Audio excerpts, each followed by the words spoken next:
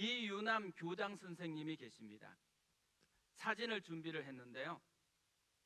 엄마 반성문이라는 책으로 유명해진 분입니다. 예전에 저희 교회에서도 강사로 모셨던 분이기도 한데요. 지난주에 이분이 다시 생각이 나서 이분의 강연과 이분의 인터뷰를 좀 살펴보게 됐습니다. 이분이 강연을 하는데 두 가지 질문으로 강연을 시작하더라고요. 부모의 가장 큰 어리석음은 자식을 무엇으로 만들고자 함이다. 저 네모 상자 안에 뭐가 들어가면 좋을까요? 두 번째 질문은 이것입니다. 부모의 가장 큰 지혜는 자신의 삶이 자식의 뭐가 되게 하는 것이다. 저 네모칸에는 뭐가 들어가면 좋을까요? 둘 다요, 자랑거리였습니다. 그런데 대부분 부모들이요, 생각은 후자에 있대요. 자녀들이 자신들을 자랑거리로 여겼으면 좋겠다고 생각하는 것이죠. 근데 실제로 자녀들을 양육할 때는 첫 번째 질문으로 양육을 한대요.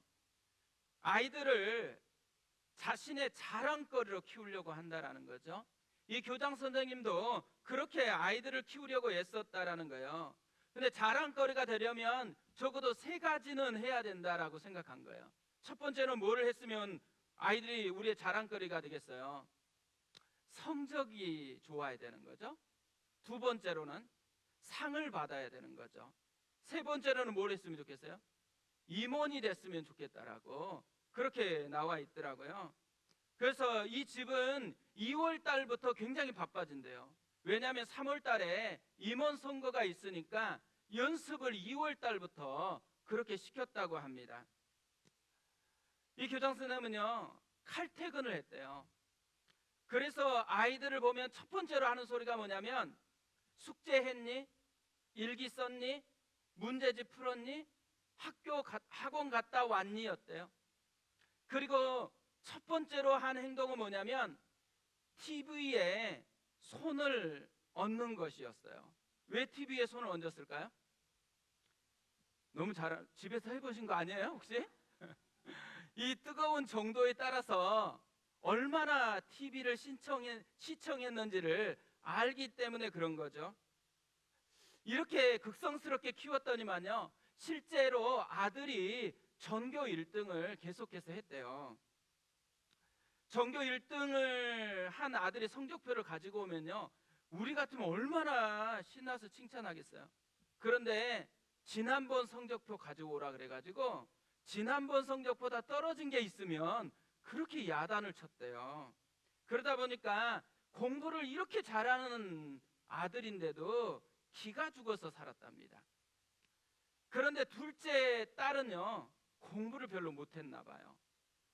시험을 치른다고 하니까 전날 열심히 준비를 시켜서 시험을 치렀는데 점수가 60점밖에는 맞지를 못해 왔습니다. 그랬더니만 내 인생에 처음 보는 점수다. 야, 이 점수 받고 밥이 넘어가니? 네 오빠는 항상 100점이었어. 너는 누구를 닮았는데 이렇게 지금 점수가 나오지를 않니? 엄마 친정은 전부 다 공부를 잘했어. 누구 때문에 공부를 못한다라는 거예요? 남편과 시댁 때문에 지금 못한다라는 얘기인 거잖아요. 존 가트먼 박사가요, 대화에는 세 종류가 있다 그랬거든요. 원수가 되는 대화가 있고, 멀어지게 하는 대화가 있고, 가까이 다가가는 대화가 있대요. 근데 이 교장 선생님하고 아이들은 지금 어떤 대화를 하고 있는 거예요? 원수가 되는 대화를 하는 거죠. 그랬더니만 진짜로 아이들이요, 원수를 갚았대요. 이 아들이 고3 4월 달인데 엄마에게 하루는 할 얘기가 있다고 이렇게 말을 한 거예요. 자퇴를 하고 싶다고. 그래서 말리고 막 씨름했는데 결국 8월 31일 날 자퇴 도장을 찍게 되었다고 합니다. 이때 아들이요, 문제아가 아니에요. 여전히 전교 1, 2등, 그리고 임원이었고 학교에 유망주요 자랑거리였대요. 너무 절망이 돼가지고 좌절해 있는데 20일쯤 지났는데 둘째 딸이 찾아와서 할 말이 있다고 한 거예요. 잘 나가는 오빠도 학교를 그만뒀는데 잘 나가지 못하는 자기는 왜 학교를 다녀야 되냐고. 그러더니만 아빠 도장을 훔쳐가지고요, 자퇴서에 도장을 찍어버린 거예요. 둘 다 그날부터 방에 갇혀가지고 게임만 하는 폐인이 되어버린 것입니다. 하필 이때요, 남편 사업까지 부도가 났대요.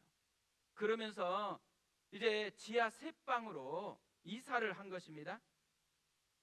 하루는 방에 앉아서 너무 억울해가지고 울면서 하염없이 하소연을 하고 있었어요. 근데 갑자기 그때 머릿속으로 아이들 어렸을 때부터 이 하나하나의 이야기가 파노라마처럼 스쳐 지나갔습니다. 그러면서 하나님께서 말씀을 하셨어요. 네 모습을 보아라. 그러면서요, 생각해 보니까 자기가 굉장히 중요한 것을 깨달았어요. 이때까지는 한 번도 진심으로 칭찬해 본 적이 없었다라는 거예요. 그리고 한 번도 진심으로 아이들하고 눈을 맞추면서 공감을 하면서 대화를 해본 적이 없었다라는 것을 깨닫게 됐어요. 그리고 그날부터 어떻게 하면 좋은 부모가 될 수 있는지를 집요하게 공부하기 시작했습니다. 그러면서 어느 시간이 지났는데 비가 엄청 많이 오는 날 학교 출근을 한 거예요. 교실에 들어왔는데 아이들이 이제 들어오기 시작하는 거예요. 우산을 접고, 그리고 옷이 다 젖어가지고 막 털면서 앉아요. 수업 시간이 시작됐습니다. 그런데 아이들이 계속해서 떠들고 있는 거예요. 그날따라요, 언제까지 떠드는가 보자고 하염없이 쳐다보고 있었어요. 그런데 한참 쳐다보고 있는데 성령님께서 이 권사님의 마음을 만지셨어요. 아이들이 달리 보이기 시작한 거예요. 이렇게 비가 심하게 왔는데도 그 비를 뚫고 와준 거예요. 자기 아이들은 지금 방에서 게임만 하고 있는데 아이들이 학교를 한 번이라도 갔으면 너무 좋겠는데 이 아이들은 그런 험한 비를 뚫고 왔다고 생각해 보니까 아이들이 너무 고마운 거예요. 아이들이 너무 귀하게 여겨졌습니다. 근데요, 놀랍게도 전에는 한 번도 이렇게 생각해 본 적이 없대요. 이분은요, 교육을 뭐라고 생각했냐면 잘못한 것이 있으면 바로 잡아주는 것이 교육이라고 생각한 거예요. 그러다 보니까 아이들을 항상 뭐가 잘못됐는지의 관점으로만 보고 있었다라는 거예요. 그러니까 마음에 든 적이 한 번도 없었다라는 거죠. 그날 처음으로 아이들이 마음에 들고 아이들이 고맙고 아이들이 너무 귀하다라는 생각이 들었어요.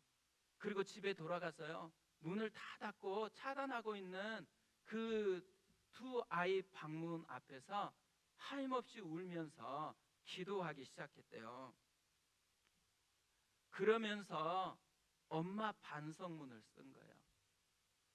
엄마 반성문은 다른 게 아니더라고요. 잘못된 엄마였다가 이제 바른 엄마의 삶을 살아보겠다라고 얘기하는 것이잖아요. 제가 이 강연을 계속 듣다가 한 가지 생각난 말씀이 있었습니다. 사도행전 1장 8절이에요. 오직 성령이 너희에게 임하시면 너희가 권능을 받고 예루살렘과 온 유대와 사마리아와 땅끝까지 이르러 내 증인이 되리라 하시니라. 예수님의 승천하시면서 마지막으로 남겼던 말씀입니다. 그리고 이 말씀에는요, 우리의 신앙의 방향이 어디로 향해야 되는지가 나와 있어요. 그리고 이 말씀에는 우리의 신앙의 능력의 근원이 어디에 있는지가 나와 있습니다. 예수님이 부탁하신 신앙의 방향이 뭐예요? 예수를 증거하라는 거예요. 그런데 이렇게 우리의 삶을 돌아보고 우리의 신앙을 현재형으로 돌아보니까요, 많은 분들이 예수를 증거하기 위해서 누구에겐가 다가가는 것을요 굉장히 부담스러워하고 있습니다. 우리가요, 만약에 반도체 회사를 다니고 있다고 생각해 보세요. 열심히 일을 해요. 그런데 뭐만 만드냐면 반도체를 포장할 포장지만 만들고 있다고 생각해 보세요. 그러면 그 회사 온전해지겠어요? 망하는 거죠. 그런데 우리의 신앙생활이 마치 그렇게 살아가고 있다는 거예요. 말씀도 보고 기도도 하려고 하고 뭘 열심히는 해요. 그런데 진짜 해야 되는 예수를 증거하는 것은 잘 안 해요. 방향을 잃어버린 신앙이 현대 그리스도인들의 신앙의 모습이지 않는가, 이런 반성이 되는 것입니다. 또 하나요, 우리의 능력의 근원이 성령이시다라고 이야기를 합니다. 성령 충만해야 된다라는 거죠. 자동차는 아무리 좋아도요, 기름 떨어지면 무용지물입니다. 기름이 떨어지면 해야 되는 것은 딱 하나밖에 없어요. 주유소 가서 충전하는 것이잖아요. 그런데 우리의 신앙이 마치 자동차와 같다라는 거예요. 성령의 기름이 없으면 우리의 신앙도 무용지물이다라는 거예요. 잘 작동하지 않아요. 그런데 예수님이 놀라운 약속을 주었습니다. 구하는 자에게 성령을 주겠다고 말씀했어요. 무슨 말이에요? 성령 충만하려면 기도 주유소에 가서 충전을 받아야 된다라는 거죠. 근데 우리 문제가 어디에 있어요? 기도가 잘 안 되는 거예요. 그러니까 기도가 식어져 버리는 거예요.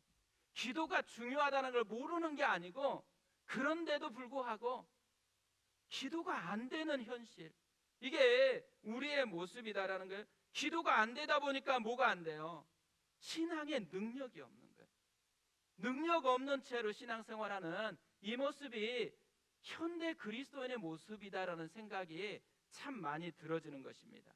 그러니까 우리도요, 신앙의 반성이 필요한 거죠. 우리도 신앙의 정비가 필요하다는 생각을 하게 되어져요.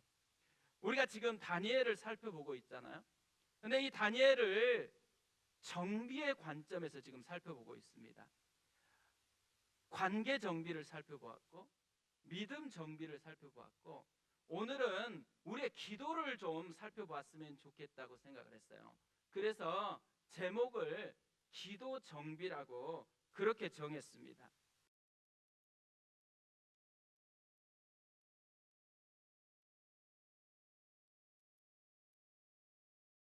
친구들과 함께 기도해서 그 위기를 돌파했습니다. 뿐만 아니라 오늘 말씀도 다니엘의 기도에 대한 내용이에요. 그런데 오늘 말씀을 우리가 가만히 묵상해 보면요, 조금 기도에 대한 접근이 독특하다라는 것을 발견하게 되어집니다. 그래서 저는 오늘 말씀을 통해서 우리의 기도를 좀 정비해 보았으면 좋겠다라는 마음이 들었어요. 두 가지를 좀 정비했으면 좋겠다고 생각하는데요. 첫 번째로 정비해야 될 우리의 기도. 기도는 삶에 영향을 미치는 무기고 능력이다라는 거예요. 오늘 1절과 2절을 보세요. 오늘 말씀이 이렇게 시작합니다. 다리오가 자기의 뜻대로 고관 120명을 세워 전국을 통치하게 하고 또 그들 위에 총리 셋을 두었으니 다니엘이 그 중에 하나이라. 이는 고관들로 총리에게 자기의 직무를 보고하게 하여 왕에게 손해가 없게 하려 함이었더라. 지금 나라가 바뀌었어요. 바벨론 제국이 무너지고 메대 바사 왕국이 들어섰습니다. 이때 다니엘의 나이가 80대 초반이래요. 그런데 굉장히 놀라운 일이 일어난 거예요. 나라가 바뀌었는데도 불구하고 다리오 왕이 바벨론 제국의 총리였었던 다니엘을 지금 나라를 다스리는 총리 셋 중에 하나로 임명을 했다라는 것이죠. 그것뿐 아니에요. 심지어 다니엘을요, 이 셋 중에 수석 총리로 임명하려고 하고 있다라는 거예요. 왜 그랬을까요? 다니엘에게 뭔가 특별한 것이 있기 때문에 그런 거죠.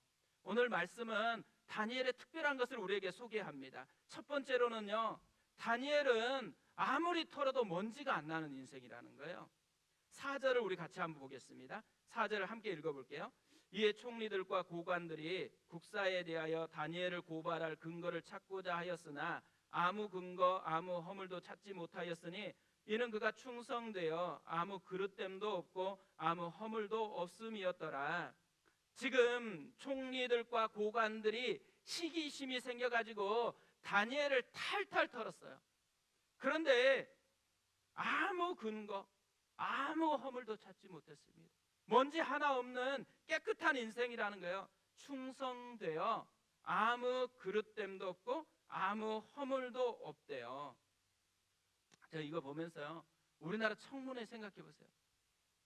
뭘 털지도 않았는데도 불구하고 먼지가 얼마나 풀풀 나는지. 그러니까 우리나라의 불행함, 이 시대에 참 가슴 아픈 일이 있다면 이 깨끗한 그런 지도자가 없다라는 거예요. 그런데 그런 지도자가 임명되어져서 여전히 국사를 돌보고 있다라는 것이죠. 그런데 다니엘은 아무리 먼지를 털어도 깨끗했습니다. 그것뿐 아니에요. 다니엘은요, 업무 능력이 굉장히 탁월했습니다. 3절을 보세요. 다니엘은 마음이 민첩하여 총리들과 고관들 위에 뛰어남으로 왕이 그를 세워 전국을 다스리게 하고자 한지라.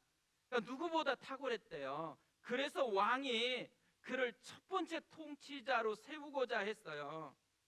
저 이거 보면서요, 우리 교회 성도님들이 다니엘 같았으면 참 좋겠다는 생각이 드는 거예요.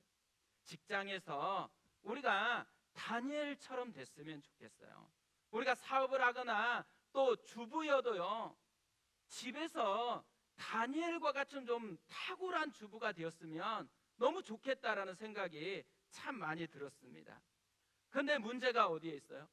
이렇게 탁월해서 이제 수석 총리로 세우려고 하니까 다른 총리들하고 고관들이 시기심을 가지게 된 거예요. 그러면서 이 다니엘을 무너뜨릴 새로운 함정을 파기 시작했어요. 5절이 그것을 우리에게 보여줍니다.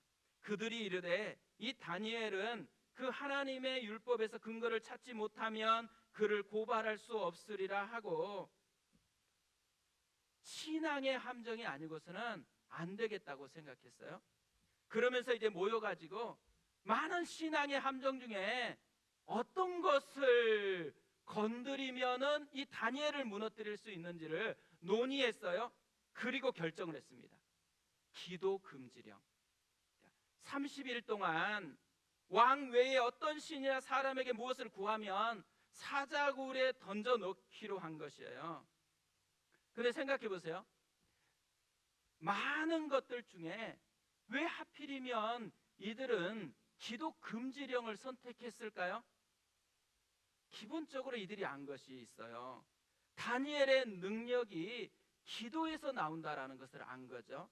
다니엘의 탁월함은요, 기도와 연결되어 있다라는 것을 안 거예요. 다니엘의 첫 번째 특징을 마음이 민첩했다 이렇게 설명을 합니다. 왕이 이것을 알았대요. 그러면 다른 모든 그런 고관들도 이런 다니엘의 특징을 알았겠죠. 이 마음이 민첩했다, 이 말은요, 한글에서는 잘 드러나지 않지만 원문에서는 굉장히 의미가 다릅니다. 원문에서는 이런 의미예요. 그 안에 탁월한 영을 소유하였으므로, 그 안에 성령이 계시고 그는 성령 충만했다라고 이야기하는 거예요. 그러니까 다니엘의 탁월함의 비결이 어디 있다라는 거예요? 성령의 도우심에 있었다라는 것이죠. 수많은 페르시아 제국의 인재들이 있었잖아요. 그 인재들을 뛰어넘을 수 있는 다니엘의 능력은요, 자기 자신에게서 나온 게 아니래요. 하나님의 도우심, 하나님의 신이 돕기 때문에 탁월해졌다라는 것을 이 왕도 알았고 많은 신하들도 알게 되었다라는 것이죠. 그런데 이 왕의 신하들이요, 이런 하나님의 영에 충만해지는 비결을 어디에서 찾은 거예요? 기도에서 찾은 거죠. 하나님의 영을 소유하는 비결은 다른 데 있지 않는 거죠. 기도와 연결되어 있다는 것을 이들이 발견한 거예요. 그래서 당연히 다니엘이 기도하는 사람이다라고 여긴 것이에요. 그래서 기도 금지령을 선택한 것입니다. 기도 먼저라는 책이 있거든요. 이 책에 보면요, 이렇게 말씀을 해요. 나는 우리가 기도하지 않는 가장 솔직한 이유는 별로 소용이 없다고 생각하기 때문이라고 본다. 우리가 기도하지 않는 굉장히 중요한 실제적인 이유가 뭐냐면 기도가 별로 필요가 없기 때문이라고 생각하기 때문이래요. 그런데 이렇게 생각하게 되는 과정이 있대요. 우리가 기도를 해요. 그러다 보면 응답받을 때가 있잖아. 이루어져요. 그러면 얼마나 기분이 좋아요. 그런데 기도하는 걸 깜빡 까먹었어요. 그런데 이루어져 버렸어요. 뭘 의미하는 거예요? 기도가 꼭 필요하다라는 전제가 무너지기 시작한다라는 거죠. 그런데 열심히 기도했는데 아무런 변화가 나타나지 않을 때가 있는 거예요. 최악이죠. 그러다 보면 우리가 어떤 생각을 점점 하게 되냐면 이런 생각을 한대요. 내 기도와 상황의 변화 사이에 실질적으로 무슨 연관이 있는지 잘 모르겠어. 때로 하나님이 기도하지 않는 일을 들어주시고 정작 기도한 일은 들어주시지 않으니까 말이야. 기도해봐야 소용없는 것이 아닌가 싶어. 혹시 하나님이 계시더라도 내 기도와 상관없이 행동하시는 것 같아. 그러면서 기도를 멈춘대요. 그러면서 많은 그리스도인들이 기도하지 않는 그리스도인이 되어진다고 합니다. 뭘 얘기하는 거예요?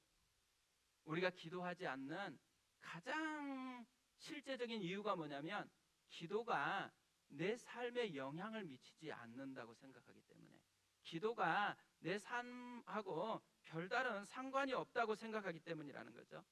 그러니까 성경을 보세요. 기도에 대한 약속이 얼마나 많은지 모릅니다. 그럼에도 불구하고요, 우리가 감격하면서 기도하냐? 그렇지 않대요. 기도의 열정이 별로 없대요. 한 번은요, 한 초신자분이 이제 예수님을 믿게 되면서 성경을 읽기 시작한 거예요. 그러다가 요한복음 16장 23절 24절을 읽게 됐습니다. 내가 진실로 진실로 너희에게 이르노니 너희가 무엇이든지 아버지께 구하는 것을 내 이름으로 주시리라. 지금까지 너희가 내 이름으로 아무것도 구하지 아니하였으나 구하라. 그리하면 받으리니 너희 기쁨이 충만하리라. 이분이요, 이 말씀을 누가 했는지를 찾아본 거예요. 근데 예수님이 한 거예요. 예수님이 하면은 진짜라는 얘기잖아요. 그래 너무 가슴이 뛴 거예요. 아니 이렇게 놀라운 약속을 예수님이 자기에게 해주었다라는 것 때문에 너무 깜짝 놀라가지고요, 자기를 전도했던 권사님을 만나가지고 이 권사님에게 질문을 했어요. 권사님, 정말 요한복음에 나오는 이 말씀을 믿으세요? 그랬더니 권사님이 좀 시큰둥하게, 그럼요, 우리 그리스도인들은 다 이 말씀 믿고 있죠. 그러자 이 초신자분이요, 이렇게 얘기를 했어요. 그래요? 참 이상한데요? 왜 교인들이 그런데 기도를 열심히 하지 않죠? 또 교인들이 기도하는데 왜 기도에 대한 기대감이 없이 그렇게 대충 기도를 하는 것이죠? 우리 자신의 기도를 생각해 보세요. 우리는 어떻게 기도를 지금 대하고 있어요? 기도에 대한 약속이 부족한 게 아니에요. 기도가 내 삶과 연결되어 있다라는 믿음이 연약해진 것이죠. 기도가 내 삶에 영향 미친다라는 이 경험이 너무 약해졌다라는 것이에요. 저는 대학생 시절에요, 한 선교사님이 금요 기도에 와서 했던 설교 제목이 너무 놀라웠거든요. 진짜 충격을 받았어요. 제목이 뭐냐면 나를 변화시키는 기도입니다. 이전까지 저는요, 기도는 환경을 변화시키기 위해서 한다고 생각을 했어요. 그런데 기도가 나를 변화시키는 거래요. 내 인격을 변화시키고 내 인생을 바꾸는 놀라운 것이 기도라는 이 설교를 처음 들은 거예요. 그날 얼마나 감격이 됐는지 몰라요. 다니엘의 대적들이 알게 된 게 뭐예요? 기도는 삶에 영향을 미친다라는 것이었어요. 그런데 다니엘의 대적뿐만 아니라 다니엘도요, 기도가 자기 삶에 얼마나 영향을 미치는 것인지를 잘 알았습니다. 그래서 다니엘이 기도를 하는 거예요. 그런데 어떻게 기도를 한다 그래요? 예루살렘을 향하여 창문을 열고 기도하고 있어요. 하필이면 왜 예루살렘을 향하여 창문을 열고 기도하고 있을까요?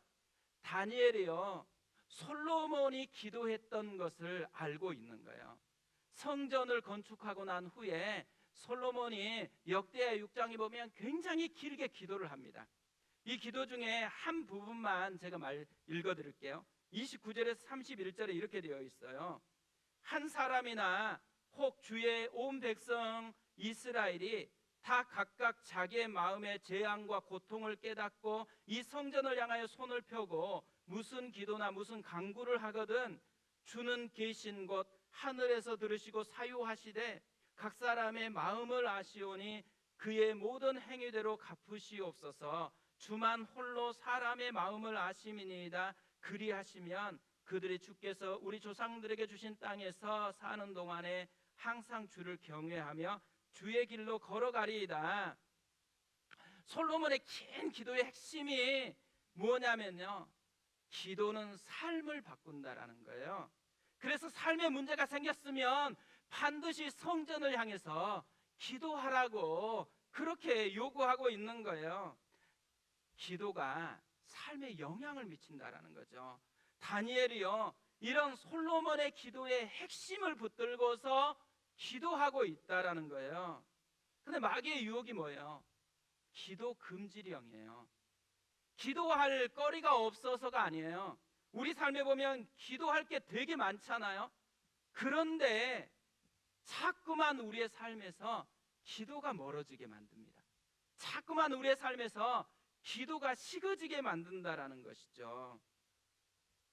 가나안 농군 학교를 세우셨던 김용기 장로님은요, 하루에 2번씩 아침 저녁으로 2시간씩 기도를 했어요. 그런데 그 기도방에 가면요, 양쪽 기둥에 2문장이 새겨져 있습니다. 조국이여 안심하라, 온 결여여 안심하라. 왜 조국에게 또 온 결여여 안심하라고 하겠어요? 기도하는 데가 있으니까. 김용기 장로님은 기도가 민족을 바꾼다라고 생각한 거예요. 기도가 삶의 실제적인 무기다라고 그렇게 믿고 있는 것이죠. 우리도요, 기도가 삶의 무기인 것을 실천해 보아야 됩니다. 아이가 학교 가려고 그래요. 그러면 아이에게 무슨 말 해야 돼요?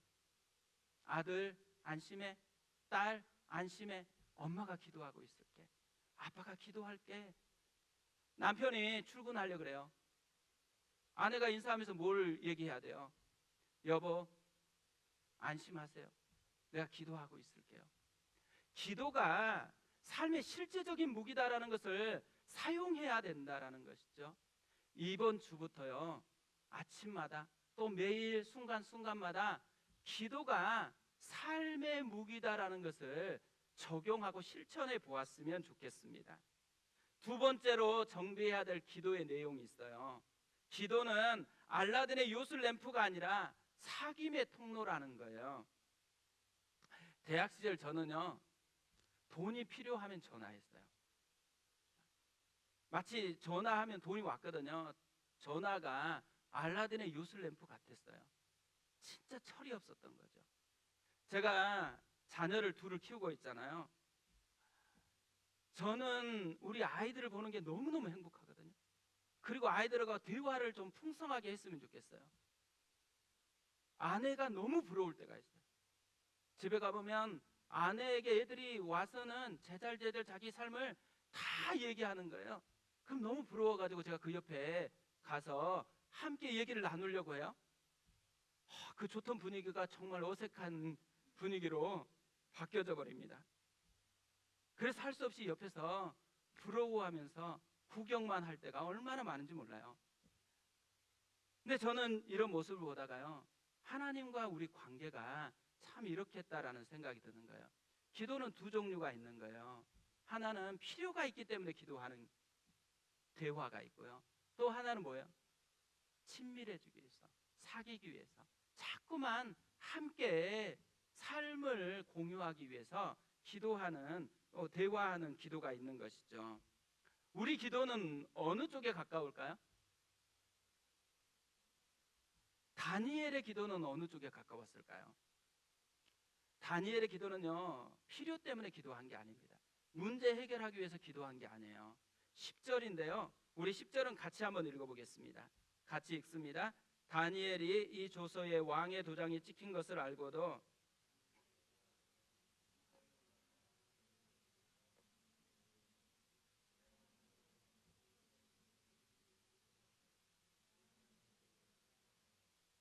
지금 기도 금지령이 내려져 있어요. 그렇기 때문에 기도하지만 않으면 문제가 생기지 않아요. 또 기도하는데 들키지만 않으면, 좀 몰래 기도하면 문제가 생기지 않습니다. 그런데 다니엘은 이 기도 금지령이 내린 것을 알고도 윗방으로 올라가서 예루살렘을 향한 창문을 열고 하루 3번씩 무릎을 꿇고 기도했어요. 뭘 얘기하는 거예요? 내가 기도하고 있는 거 다 보라는 얘기잖아요. 지금 자신이 기도하고 있는 것을 동네방네 다 선포하고 있어요. 자신은 하나님을 섬기고 있다는 거죠. 비록 포로로 잡혀왔지만 이방신이 굉장히 강한 것 같지만 다 것이라는 거예요. 하나님만이 참 신이고 창조주시고 모든 왕의 왕이시다라는 것을 고백하고 있는 거죠. 비록 기도 금지령 때문에요, 기도하면 사자굴에 들어간다고 했어요. 그런데 자신의 운명이 왕이나 사자에게 달려있다고 생각한 것 아니에요. 하나님께 달려있다고 생각한 거죠. 다니엘이 왜 다 이렇게 볼 수 있게 기도를 하고 있겠어요? 다니엘은요, 당장 문제가 안 일어나는 것보다 훨씬 중요하다고 생각한 것을 붙들고 있는 거예요. 자신을 통해서 자신이 믿는 하나님이 선포되기를 원하는 것이었다라는 거죠. 우리가 살펴보면요, 뭔가 필요가 있어야지만 기도한다라는 생각을 가지고 있는 분들이 생각보다 많습니다. 하나님, 우리가 굉장히 대화하고 싶거든요. 그러면 그분에게는 뭘 하나님이 선물로 줘야 돼요? 맨날 어려움을 줘야죠.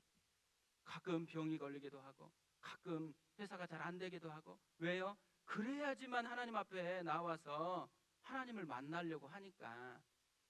그런데 하나님께서 원하는 것은요, 필요하기 때문에 찾아오라는 게 아니에요. 계속해서 만나고 싶다라는 것이죠. 다니엘은 왜 기도하고 있어요? 필요 때문이 아니고 자기가 믿는 하나님을 자랑하고 싶어서, 자기는 하나님을 믿고 있다고 자꾸 선포하고 싶어서 그렇게 기도하고 있다라는 거죠. 그래서 전에 하던 대로 기도했어요. 습관화가 됐다라는 거죠. 얼마나 하나님과 친밀감을 가지고 싶었으면 계속해서 그는 남들이 보지 않는 그때도 기도하고 있었다라는 거예요. 저는 직장 생활할 때요, 진짜 오랜만에 친구를 한번 만난 적이 있어요. 근데 이 친구가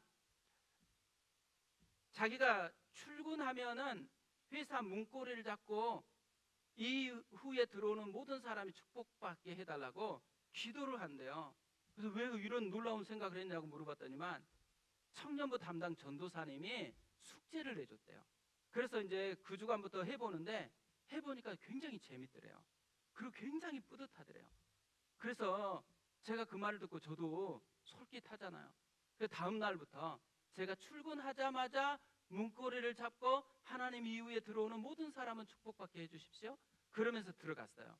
매번 하다가 보니까요, 조금 아쉬운 거예요.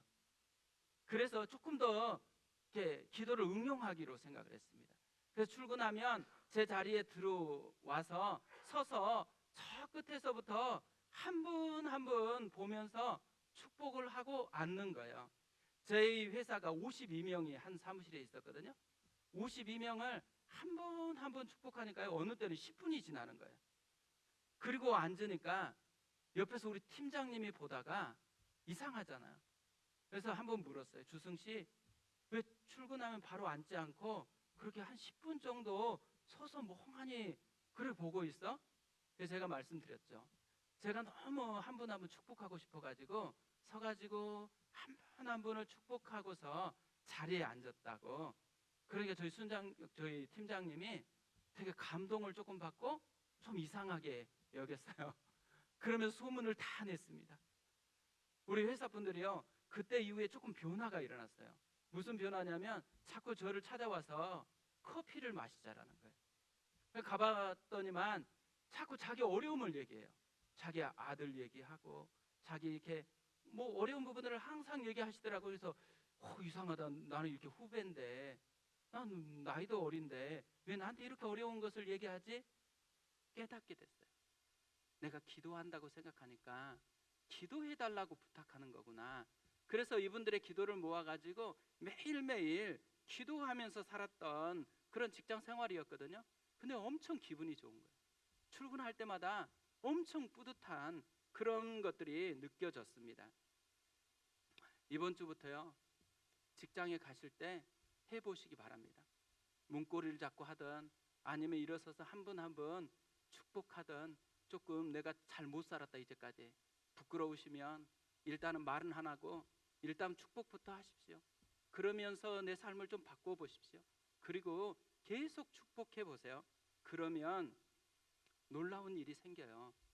무슨 놀라운 일이 생길까요? 내 안에 뿌듯함이 생깁니다. 내가 주님과 친해지는 것이 느껴져요. 주님이 나를 기뻐하시는 거구나. 직장 생활 속에 주님이 함께 하시는 거구나. 우리의 삶에 주님이 역사하는 거구나.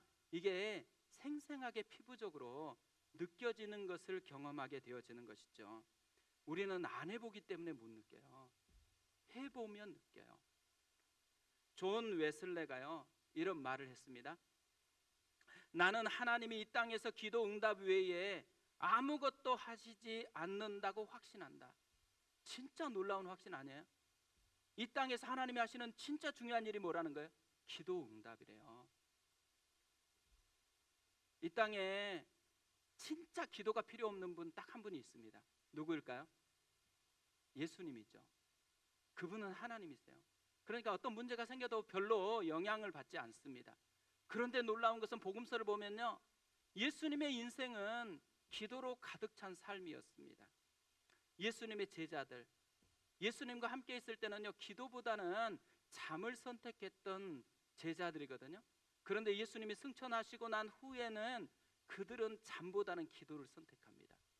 사도행전은 이런 제자들의 이야기거든요. 사도행전은 교회의 이야기잖아요. 교회의 능력이 어디에서 시작됐는지, 제자들은요, 교회의 능력은 자신들의 열심에 있지 않고 성령의 함께함에 있었다라고 얘기해요. 그런데 그 성령의 함께함이 어디에서 생겨났어요? 기도할 때 생겨났다라는 거예요. 기도가 능력 있는 삶을 가져왔다라는 거죠.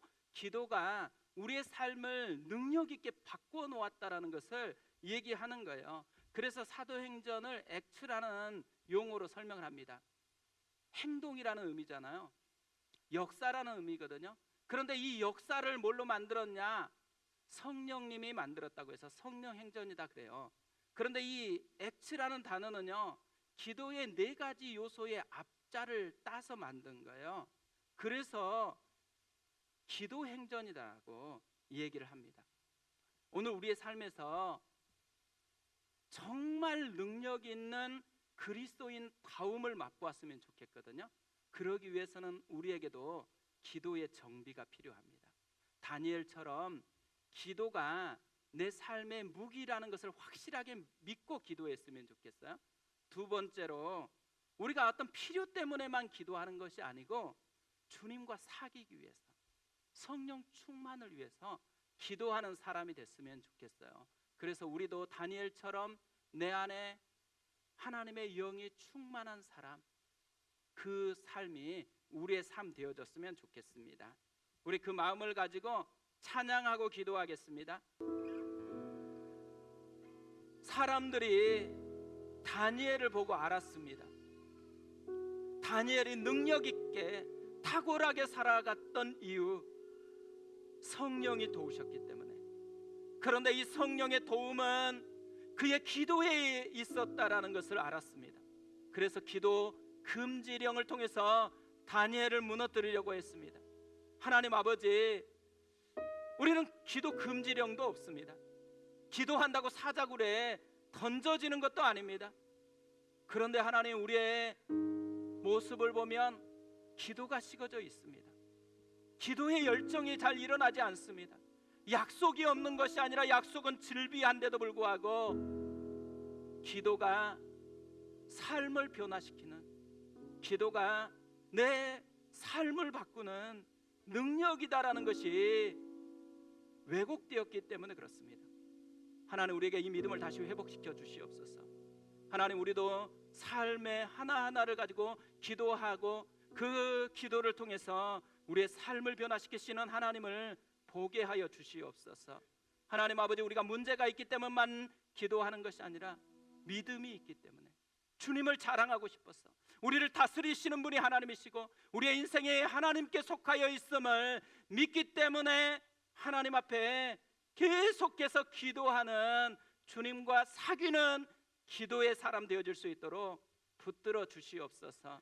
하나님 아버지, 오늘부터 우리의 기도가 다시 시작되기를 원합니다. 하나님 아버지, 순간순간마다 기도가 다시 일어나게 하여 주시기를 원합니다. 혼자 기도할 수 없으면 함께 나와서 기도하게 도와주시기를 원합니다.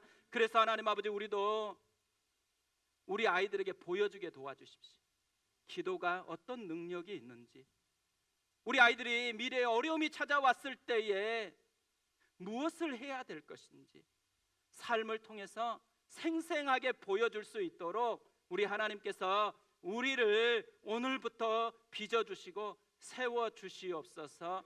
몸된 교회가 진짜 기도하는 교회가 되고, 몸된 교회가 그러므로 말미암아 진짜 이 시대에 영향을 미치는 교회 되어질 수 있도록 우리를 사용하여 주시옵소서. 그렇게 인도하실 줄 믿고 의지하옵고, 이제는 우리 주 예수 그리스도의 은혜와 하나님 아버지의 극진하신 사랑하심과 성령님의 감동 감화 위로 교통하심이 오늘부터 다시 기도하기로 작정하고 나아가는 모든 성도들 머리머리 위에 이제부터 영원토록 함께 하시기를 간절히 축원하옵나이다.